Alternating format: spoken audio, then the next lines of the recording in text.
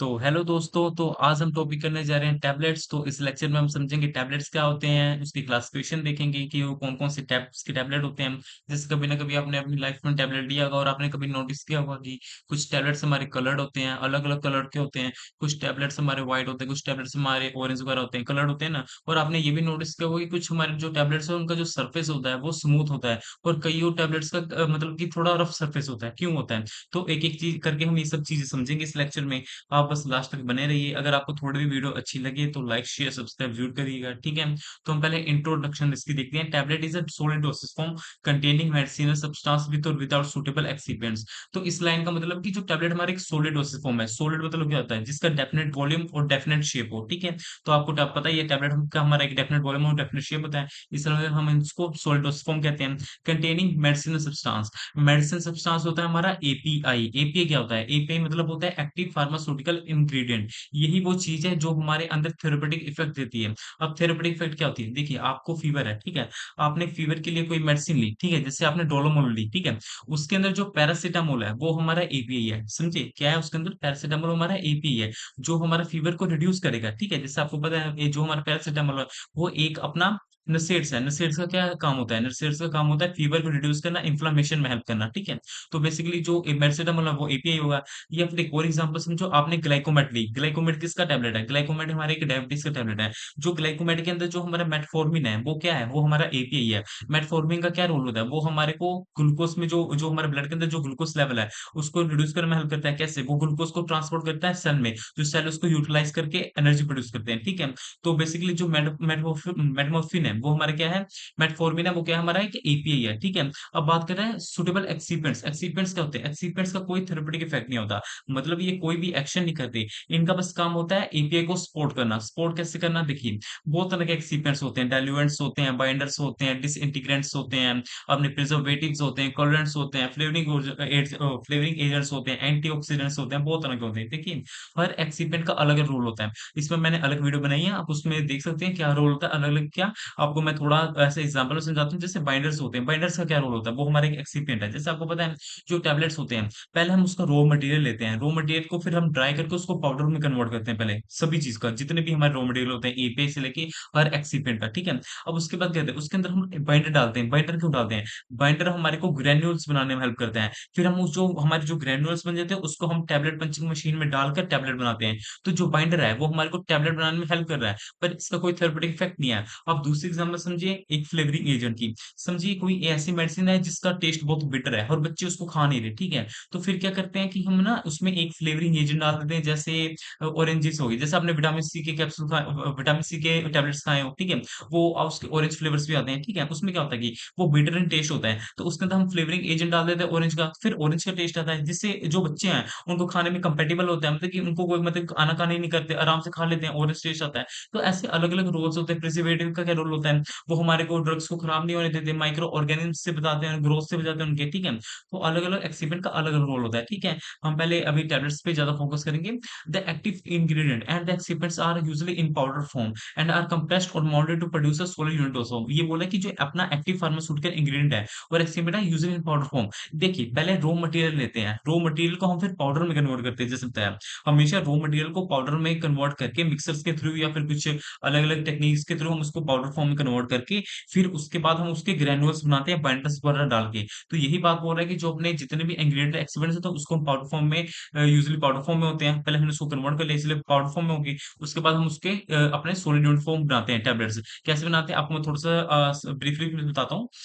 देखिए, पहले हमने रॉ मटेरियल्स ले लिए, जितने भी हमारे हैं सारे, जो-जो हमारे को टैबलेट में यूज़ होने हैं, ठीक है? उसके बाद में हम उसको बाइंडर में कन्वर्ट कर बाइंडर सॉरी अपना उसको पाउडर में कन्वर्ट कर लेंगे, ठीक है? पाउडर में कन्वर्ट करने के बाद क्या होता है, हम थोड़ा-सा ना उसमें ना बाइंडर डालते हैं। बाइंडर का क्या काम होता है? वो ना एडहेशन क्रिएट करता है। मतलब कि वो तो जो अपने पाउडर्स हैं, उनको आपस में अटैच करके चिपकाकर एक ग्रैन्युल्स बनाएँगे। फिर उन ग्रैन्युल्स को हम एक सीव के थ्रू पास आउट करते हैं। सीव क्या होता है? एक आप समझिए, सीव एक चीज़ होती है जिसके थ्रू हम पास आउट करके उसका यूनिफ़ॉर्म, ऐसे हम कह सकते हैं, उसका यूनिफ़ॉर्म वॉल्यूम बना लेते हैं, ठीक है? यूनिफ़ॉर्म शेप वगैरह उससे बन जाती है, ठीक है? उसके बाद हम थोड़ा लुब्रिकेंट्स, जो हमारे अदर एक्सिपेंट्स हैं, वो सब डाल के फिर उसको एक बार फिर से सीव के थ्रू पास करते हैं। फिर उसके बाद हम उसको टैबलेट पंचिंग मशीन में डाल के टैबलेट बनाते हैं। देखिए, एक बहुत तरह के इसके मेथड होते हैं। टैबलेट एक मेथड से नहीं बनता। एक वेट ग्रैनुलेशन मेथड होता है, ड्राई ग्रैनुलेशन मेथड होता है, एक डायरेक्ट कंप्रेसिंग मेथड होता है। बहुत सारे मेथड होते हैं, टेक्निक्स होते हैं, जिसके थ्रू हम टैबलेट्स बनाते हैं, ठीक है? तो बेसिकली जो अपने एक्टिव इंग्रीडिएंट्स और अपने एक्सिपिएंट उसको पाउडर फॉर्म में कन्वर्ट करके उसके बाद हम बनाते हैं टैबलेट्स, तो वही ओवरऑल लिखा हुआ है, ठीक है? Tablets are the most popular dosage form, मतलब ये बहुत ज्यादा पॉपुलर है, क्यों? क्योंकि ये इसका एक्यूरेसी इन डोज है। अब एक्यूरेसी इन डोज का मतलब क्या होता है? देखिए, जैसे एक सिरप आप लीजिए, ठीक है? सिरप हमारा 250 ml का है। अब उसमें आपको डॉक्टर ने प्रिस्क्राइब किया है उसको कि आपको 5 मतलब 5 ml लेना है एक टाइम पे, ठीक है? मतलब कि आपको मॉर्निंग में 5 ml लेना है और इवनिंग में भी 5 ml लेना है, ठीक है? तो जब आप एक स्कूप उसके साथ मिलता है, आपने देखा नोटिस किया होगा, स्कूप मिलता है। जब आपने स्कूप में डाला तो मे बी वो 5 पॉइंट से ऊपर हो जाए या फिर 5 पॉइंट से कम हो जाए, मेजर करते वक्त हमेशा एक्यूरेट नहीं रहेगा। और अगर एक्यूरेट नहीं रहेगा तो उसके अंदर जो एक्टिव फार्मास्यूटिकल इंग्रेडिएंट का है वो भी अपना एक्यूरेट नहीं आएगा, तो उसके अंदर एक्यूरेसी नहीं है। बट एक जो टैबलेट है, जो हमारी 500 की टैबलेट है, एमजी की 500 एमजी की टैबलेट है, उसके अंदर हमें पता है उसके अंदर जितना एपीआई लिखा है तो उतना एपीआई होगा ही होगा, उसमें कोई मेजर करने की लोड नहीं है। तो यही बोला कि वो एक्यूरेसी होता है उसमें, मतलब एक्यूरेसी इन डोज में डोज करेक्ट होता है, उसमें ईज ऑफ एडमिनिस्ट्रेशन उनको इजीली ले सकते हैं, कन्वीनियंस इन हैंडलिंग, मतलब उसको हैंडल करना भी ईजी होता है, स्टेबिलिटी उसकी काफी हाई होती है, क्योंकि आपको पता है जो सिरप होता है उसमें ज्यादा मोल्ड ग्रोथ के चांसेस होते हैं एज कम्पेयर टू टैबलेट्स में, ठीक है? पेशेंट कॉम्प्लायंस में देखिए क्यों होते हैं इसमें, ये भी बताता हूँ। देखिए, आप सिरप को बार बार खोलते हैं, बार बार वो मॉइस्चराइजर मतलब उसके कॉन्टेक्ट में आता है, ठीक है, एनवायरनमेंट के। तो बट जो टैबलेट है, आपने कभी नोटिस किया है, जो आपने एक बार टैबलेट निकाली कोई भी अपनी समझ स्ट्रिप से, तो बट जो अदर टैबलेट्स है वो तो नहीं उससे डिस्टर्ब होती, क्योंकि आपने एक टाइप एक स्ट्रिप खोला, वहां से टैबलेट ली और बंद कर दी, ठीक है? जो बाकी स्ट्रिप है वो तो आपने ओपन ही नहीं की, इसलिए बाकी टैबलेट्स तो हमारे अपने मॉइस्चर के कॉन्टैक्ट में या फिर किसी और चीज एनवायरनमेंट के कॉन्टैक्ट में आए नहीं, इसलिए उनकी स्टेबिलिटी हाई रहती है, ठीक है? तो वही है, अदर हमको बहुत सारे रूट्स है जिसके थ्रू टैबलेट्स ले सकते हैं। आपको लग रहा होगा बस हम माउथ के थ्रू ही टैबलेट्स लेते हैं, ऐसा नहीं है। देखिए, हम वजाइना के थ्रू, मतलब कि अगर कोई वजाइनल इन्फेक्शन हुआ है, लोकल इन्फेक्शन हुआ है, हम उसके थ्रू भी ले सकते हैं। सबलिंगुअल मतलब होता है जो आपके टंग के नीचे का पार्ट है उसके ऊपर रख के हम टैबलेट भी खा सकते हैं, मतलब उसके जो अपना टंग के नीचे रख के भी टैबलेट खा सकते हैं। कैसे? देखिए, जो एस्पिरिन वगैरह होता है ना, एस्पिरिन पता है आपको क्या होता है? एस्पिरिन हमारा हार्ट अटैक में भी यूज होता है। आपको बाद में जैसे बाद में इसकी डिस्कवरी हुई थी कि जो एस्पिरिन है ये अपना हार्ट अटैक में भी काफी हेल्पफुल होता है, ठीक है? तो उसको हम सबलिंगुअल रूट के थ्रू ही खाते हैं, क्योंकि जो हमारा टंग के नीचे ना, आपने कभी नोटिस किया हो, मिरर में देखा हो कि वहाँ पे ना बहुत सारे ब्लड वेसल्स हैं, हमारे बहुत सारे ब्लड वेसल्स हैं, जो इतने बहुत जल्दी हमारी डिसॉल्व कर देते हैं अपने ड्रग को, ठीक है? क्योंकि उसके नीचे ना सलाइवरी ग्लैंड भी होते हैं, जो बहुत जल्दी से सलाइवा प्रोड्यूस करते हैं, ठीक है? तो ओवरऑल यही है। तो अब हम इसकी थोड़ी क्लासिफिकेशन ऊपर से समझाता हूँ। जो ये मैं आपको अभी बताने चाह रहा हूँ, यही आगे थ्योरी में लिखा है। तो अब मैं इतना थ्योरी डिटेल में नहीं बताऊंगा, मैं आपको इसी के थ्रू सब समझा दूंगा कि आप जब थ्योरी रीड करोगे आपको इजीली समझ आ जाएगा। वैसे तो मैं पूरी कोशिश करूंगा। अब देखिए, कंप्रेस टैबलेट्स क्या होता है? देखिए, कंप्रेस टैबलेट्स एक सिंपल टैबलेट ही है। इसका मतलब क्या होता है? जब हमने जो पाउडर, हमारे एक्टिव फार्मास्यूटिकल का जो पाउडर है और जो एक्सिपिएंट का पाउडर है, हम दोनों को मिक्स करके एक जो टैबलेट पंचिंग मशीन में डाल के जो हम टैबलेट बनाते हैं, उसी को हम बोलते हैं कि कंप्रेस टैबलेट। मतलब कि जो रॉ मटेरियल्स है उसको पहले पाउडर फॉर्म में कन्वर्ट करके, उसके बाद में उसको जो हम सीप्स के थ्रू पास करके, उसके बाद जो टैबलेट पंचिंग मशीन में हम डाल के कंप्रेस करके टैबलेट बनाते हैं, उसी को कंप्रेस टैबलेट बोलते हैं, ठीक है? मल्टीपल कंप्रेस टैबलेट्स क्या होता है? देखिए, इसका मतलब होता है कि अगर दो और दो से ज्यादा हमारे पास कंप्रेस टैबलेट्स हैं, मतलब दो और दो से ज्यादा कंप्रेस टैबलेट्स हैं, और उन सभी को हमने कंप्रेस करके एक सिंगल टैबलेट बना दिया, तो उसी को हम बोलते हैं मल्टीपल कंप्रेस टैबलेट्स। देखो, जो हमारे हमारे सपोज करो हमारे पास 2 कंप्रेस टैबलेट्स हैं। एक कंप्रेस टैबलेट हमारा फीवर में यूज़ होता है, एक कंप्रेस टैबलेट हमारा समझ लीजिए आप यूज़ होता है अपना हेडेक में, ठीक है? हेडेक में, पेन में, ठीक है?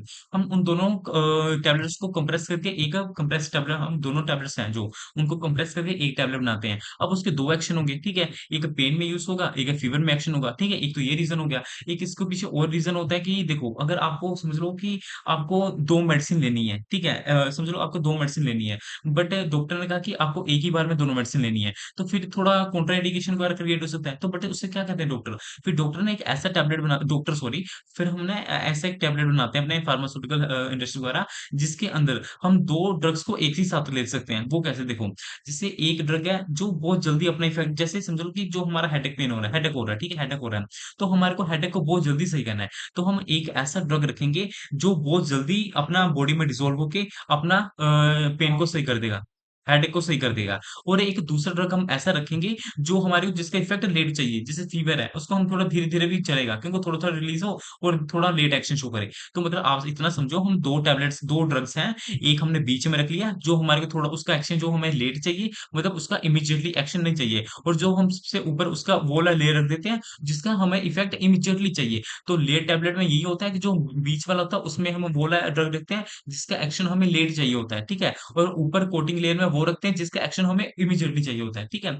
अब कंप्रेशन कोटेड टैबलेट्स कहते हैं, ये भी as a type of multiple compression tablets ही होता है। इसमें भी हम बस ऊपर से कोटिंग कर देते हैं कि थोड़ा लेट रिलीज़ होके हम आगे डिस्कस करेंगे एक करके, ठीक है? अब उसके बाद है कोटेड टैबलेट्स। कोटेड टैबलेट्स आपको नाम से पता लग रहा होगा कि जो टैबलेट्स है उसके ऊपर हम कोटिंग कर देते हैं। अब कोटिंग किस-किस चीज़ की करते हैं? शुगर कोटिंग होती है, एक फिल्म कोटिंग होती है, एंटारिक कोटिंग एंटारिक कोटेड टैबलेट्स होते हैं। इन तीनों के अलग-अलग काम होते हैं। देखो, जो शुगर कोटिंग का इसका काम करता है, देखो अगर कोई समझ लो कि कोई ड्रग है, कोई अपनी टैबलेट है, उसका टेस्ट बहुत बिटर है, ठीक ना? अपने को लिया नहीं जा रहा, तो फिर उसके ऊपर हम शुगर कोटिंग कर देंगे जिसकी वजह से मीठा टेस्ट है, स्वीट टेस्ट है, ठीक है?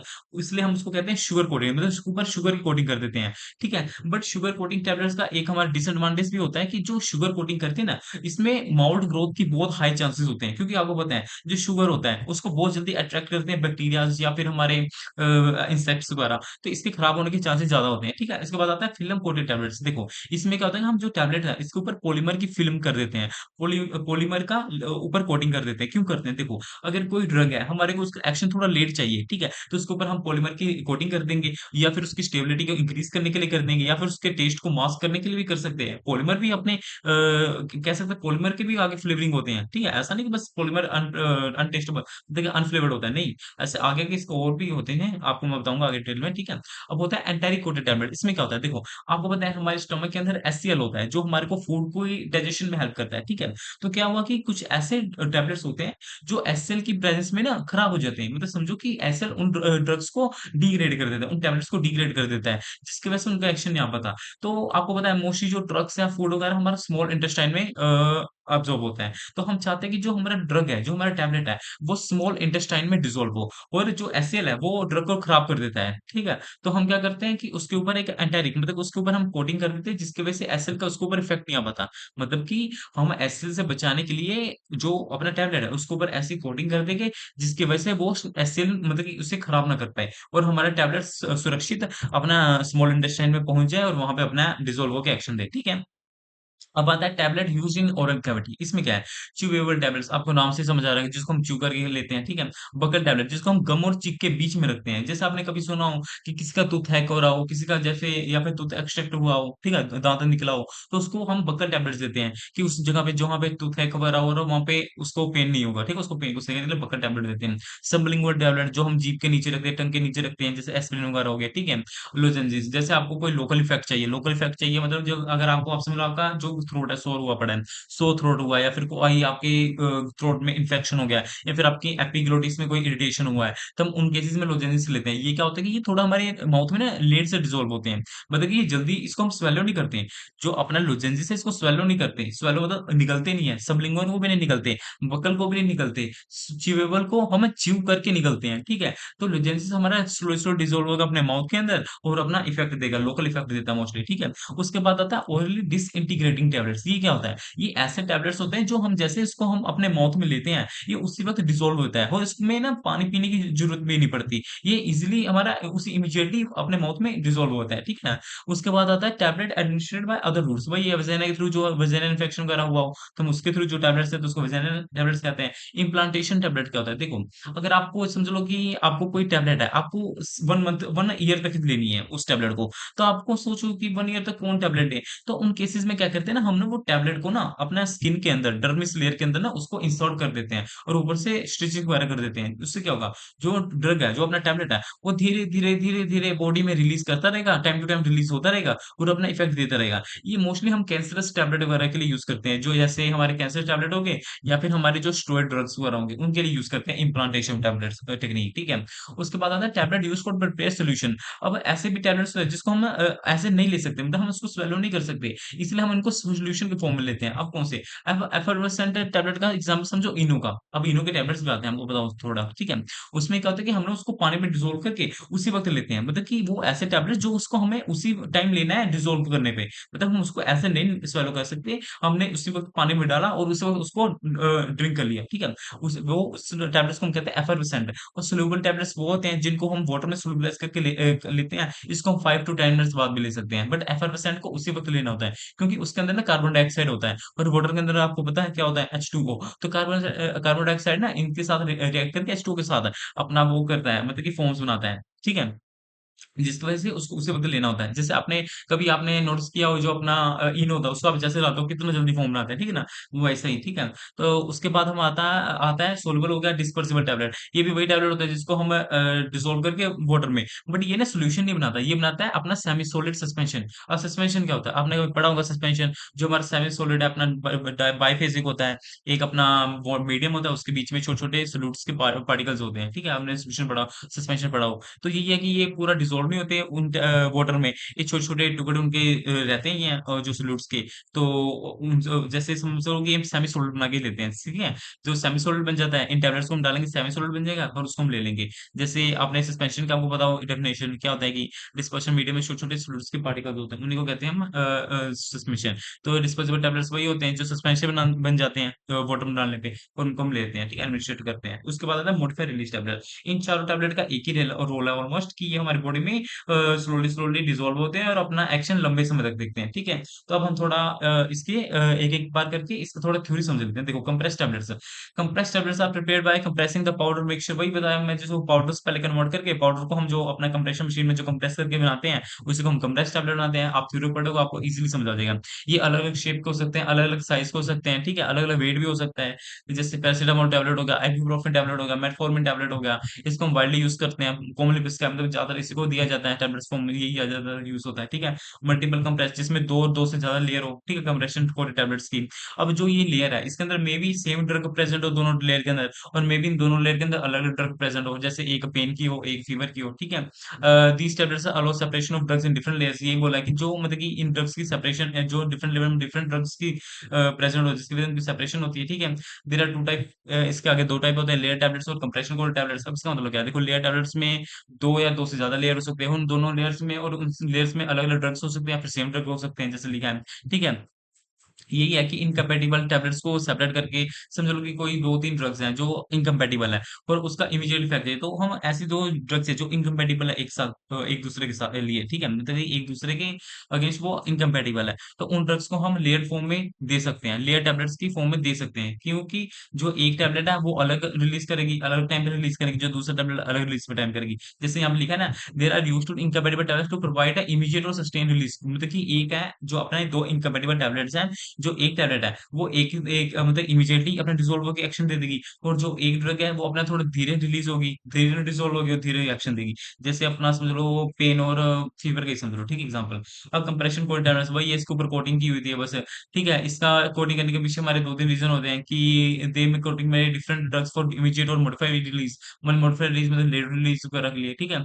तो कोटिंग टैबलेट जैसा आपको बता दिया कि इसके ऊपर जैसा टेस्ट को छुपाने के लिए प्रोटेक्शन के लिए, ठीक है? अपीयरेंस को सुधारने के लिए, स्टेबिलिटी प्रोवाइड करने के लिए, शेल्फ लाइफ को बढ़ाने के लिए, तो हम कोटिंग करते हैं। शुगर में हम शुगर की कोटिंग कर देते हैं, जिसकी वजह से उसका टेस्ट मास्क हो जाए, ठीक है? अनप्लेजेंट टेस्ट, उसकी अपीयरेंस सुंदर लगे, उसका ऑर्डर मतलब उसमें अगर हमने कुछ ऑर्डर तो समझ लो कि हमने कुछ ऐसी चीज़ डाल दी जिसकी वजह से उसकी ऑर्डर सुधरे में अच्छी ऑर्डर आने लग पड़े, फ्रेग्रेंस आने लग पड़े, ऐसे समझ लो, ठीक है?